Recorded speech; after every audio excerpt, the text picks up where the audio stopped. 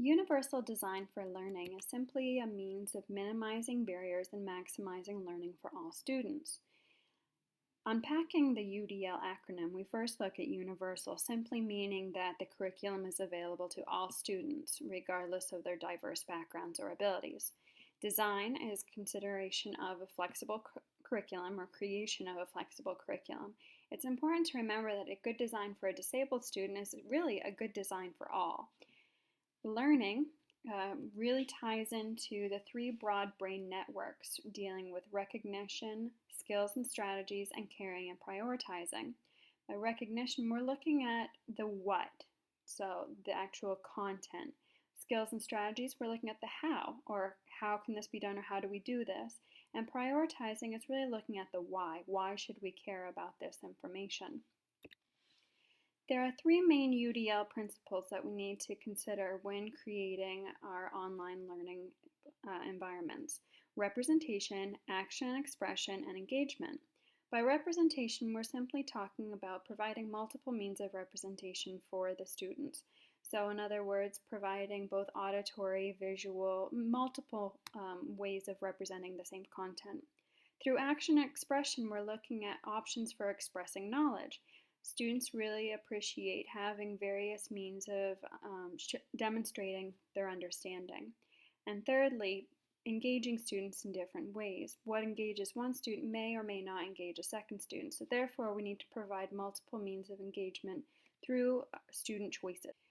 Looking at this chart, which delineates multiple ways of meeting those learning guidelines through UDL, I have marked out several that I want to focus on through this course.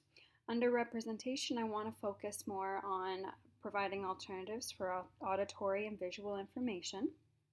Under action and expression, using multiple media for communication, guiding appropriate goal setting, and enhancing capacity for monitoring progress. These last two are especially important as we are making the transition to standards-based, and we want students to eventually become self-paced as this class is. And in the third category here, engagement, my goal is to foster greater collaboration and community and develop self-assessment and reflection opportunities.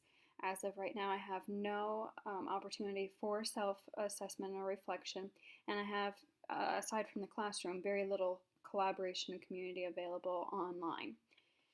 So I am now going to show you the Haiku learning platform that I have developed in the past year, and I want to also just bounce some ideas off you to discuss what I would like to do in the future and ways that I hope to improve this. So as you can see, this is just a simple 7th grade haiku page. I have delineated the learning goal and the vocabulary for this particular section or unit. I also have provided a teacher lesson. Okay guys, this is going to be a really quick, that's really odd hearing myself on video.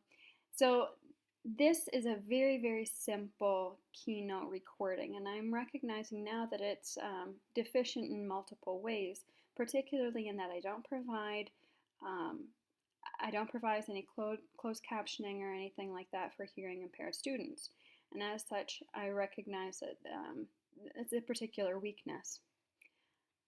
I do have a Learn It section, a Practice and a Prove It section. The Learn It section has multiple ways of students learning the material.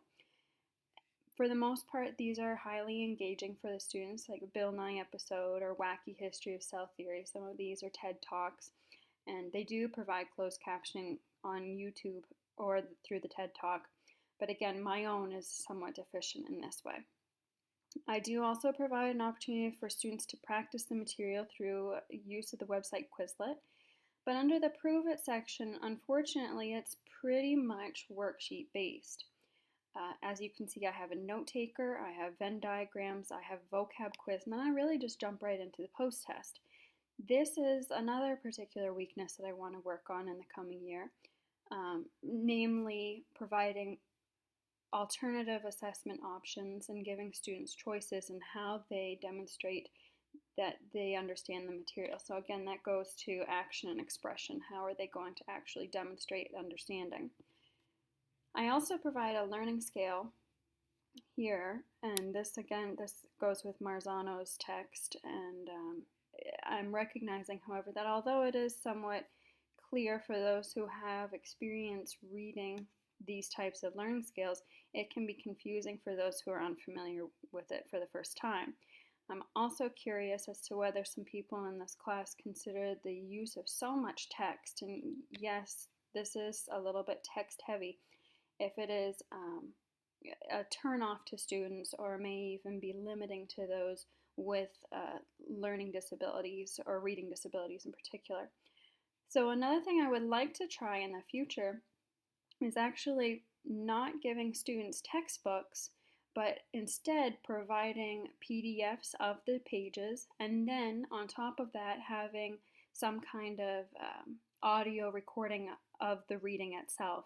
So students who may have difficulties with reading aren't going to be penalized in science as well for not understanding a content that they would have understood had someone taken the time to read it to them.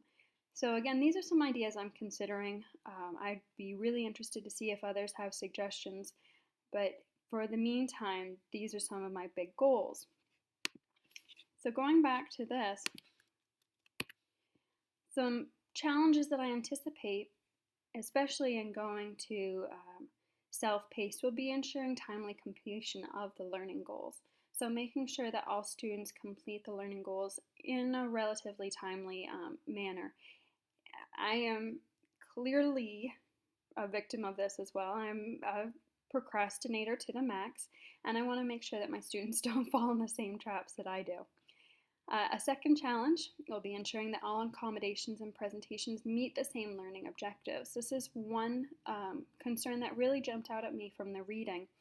Just making sure that if we do come up with secondary or alternative assessments or assignments, that we ensure that those assignments meet the same learning objectives, and that all of the accommodations are still in alignment with that original learning objective.